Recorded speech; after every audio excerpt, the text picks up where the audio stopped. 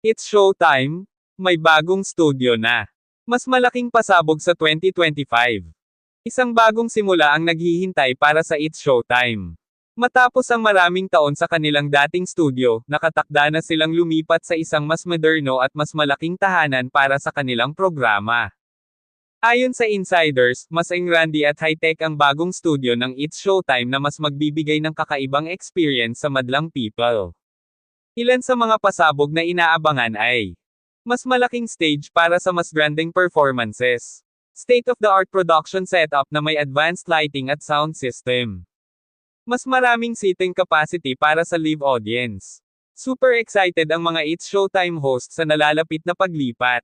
Ayon kay Vice Ganda, ang saya, bagong tahanan, bagong memories, pero same pagmamahal para sa madlang people. Si Kim Chiu naman ay hindi mapigil ang kiligin sa pagbabago.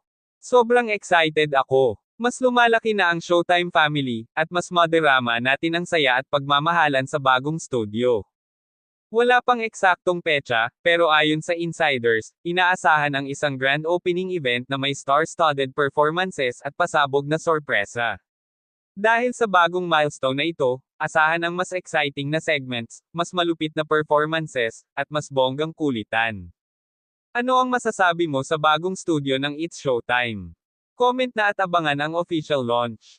Para sa latest updates, subscribe na sa Celebrity Hub.